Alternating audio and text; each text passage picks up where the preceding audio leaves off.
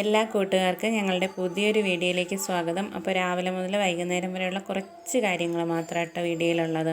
ഇപ്പോൾ രാവിലെ ഇന്ന് കാപ്പിക്ക് ഇഡ്ഡലി ആയിരുന്നു. പിന്നെ രാവിലെ തന്നെ ഞാൻ ഇഡ്ഡലിയൊക്കെ ഉണ്ടാക്കി വെച്ചു. പിന്നെ ഇന്നലത്തെ കുറച്ച് സാമ്പാർ ഇരിപ്പുണ്ടായിരുന്നു, അതുമൊക്കെ ചൂടാക്കി വെച്ചിട്ടുണ്ട്.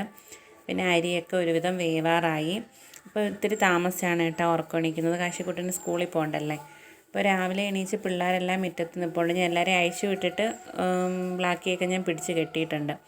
പിന്നെ നമുക്കിന്ന് മീൻ കിട്ടിയത് വങ്കടയാണ് കേട്ടോ.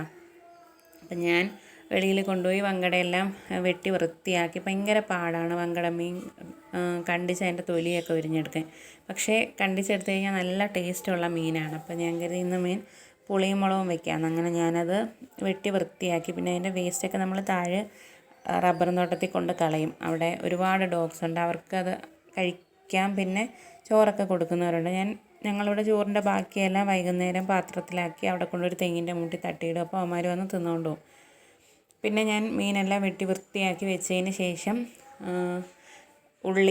മീൻ ആവശ്യമായ ഉള്ളിയെല്ലാം എടുത്ത് വെച്ചിട്ടുണ്ട്.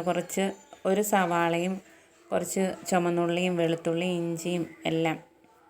പിന്നെ 2 ബീട്രൂട്ടും കൂടെ എടുത്തിട്ടുണ്ട് വിഴുക്കുവരട്ടി വയ്ക്കാൻ വേണ്ടി. പക്ഷേ ഞാൻ എടുത്തത് വൃത്തിയാക്കി വെച്ചെങ്കിലും പിന്നെ വിഴുക്കുവരട്ടിയൊന്നും വെച്ചില്ല കേട്ടോ. പിന്നെ മീൻകറി മാത്രം വെച്ച്. പിന്നെ അവന്മാർക്കും ചിക്കനൊന്നും ഇല്ലാത്തതുകൊണ്ട് അവർക്കും അതിൽ നിന്ന് ഒരു മീൻ വേവിച്ചതിന് അവന്മാർക്കും കൊടുത്ത് പിന്നെ നമ്മളും കറി വയ്ക്കുകയാണ് ചെയ്തത്. അപ്പോൾ എൻ്റെ ചാനലിലെ വീഡിയോസൊക്കെ കാണുന്ന കൂട്ടുകാർ വീഡിയോസൊക്കെ ഇഷ്ടപ്പെടുകയാണെങ്കിൽ ചാനലൊന്ന് സബ്സ്ക്രൈബ് ചെയ്ത് സപ്പോർട്ട് ചെയ്യണേ. വലിയ കാര്യങ്ങളൊന്നും കാണത്തില്ല. നമ്മുടെ വീട്ടിൽ സാധാരണ വീട്ടിലുള്ള കുറച്ച് കാര്യങ്ങളാണ് കേട്ടോ. ഇഷ്ടപ്പെടുന്നവർ അതൊക്കെ കാണാൻ ആഗ്രഹിക്കുന്നവർ, അതൊക്കെ ഇഷ്ടപ്പെടുന്നവർ നമ്മളെ കൂടി ഒന്ന് സപ്പോർട്ട് ചെയ്യണം കേട്ടോ.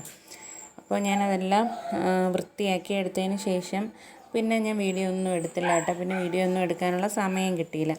പിന്നെ ഞങ്ങൾ വൈകുന്നേരം ഇവിടെ അടുത്ത് മഹാദേവൻ്റെ അമ്പലമുണ്ട്. ഞാൻ എവിടെ പോയാലും അവിടെ ഒരു മഹാദേവൻ്റെ അമ്പലം കാണാം കേട്ടോ. അപ്പോൾ പള്ളിമൺ മഹാദേവ ക്ഷേത്രം ഞാൻ ആദ്യമായിട്ടാണ് പോണത്. നമ്മൾ നേരത്തെ താമസിച്ചെടുത്തൊന്നും കുറച്ച് ദൂരേ ഉള്ളായിരുന്നു, എന്നാലും ഇതുവരെ പോകാൻ പറ്റിയിട്ടില്ല. അപ്പോൾ ഇവിടെ വന്നിട്ട് ഇന്ന് ആദ്യമായിട്ടാണ് പോണത്.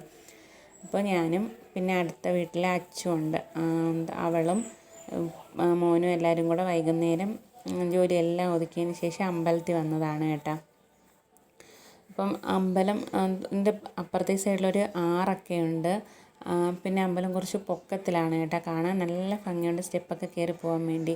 കാശിക്കുട്ടൻ്റെ സ്കൂൾ വണ്ടി ഇതുവഴിയാണ് പോണത്. അപ്പോൾ കാശി എപ്പോഴും പറയും മഹാദേവൻ്റെ അമ്പലം കാണാൻ നല്ല രസമാണ്, ഒരു ദിവസം പോകണം. പക്ഷേ ഇന്ന് വരെ നടന്നിട്ടില്ലായിരുന്നു. അപ്പോൾ ഇന്ന് എന്തായാലും അതിനുള്ള ഭാഗ്യം കിട്ടി. അപ്പോൾ ഞങ്ങൾ വൈകുന്നേരം അമ്പലത്തിലോട്ട് വന്ന് 5 മണിയൊക്കെ കഴിഞ്ഞപ്പോൾ ഞങ്ങളിവിടെ എത്തി കേട്ടോ. 5:30 ആയിട്ടാണ് അമ്പലം തുറക്കുന്നത്.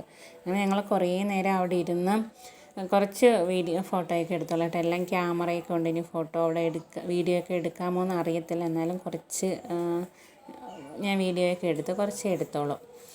അപ്പോൾ ഇന്നത്തെ വീഡിയോ ഇത്രയേ ഉള്ളൂ. നാളെ പുതിയൊരു വീഡിയോ ആയിട്ട് വീണ്ടും വരാമേ. വളരെ കുറച്ച് വീഡിയോ ആണ് കേട്ടോ. പിന്നെ ഒരുപാട് വീഡിയോ ഒന്നും എടുത്ത് എൻ്റെ ഫോണിൽ ഇടാൻ പറ്റത്തില്ല. മെമ്മറി എല്ലാം ഫുള്ളായി കിടക്കുന്നത് എന്താണെന്ന് അറിയത്തില്ല.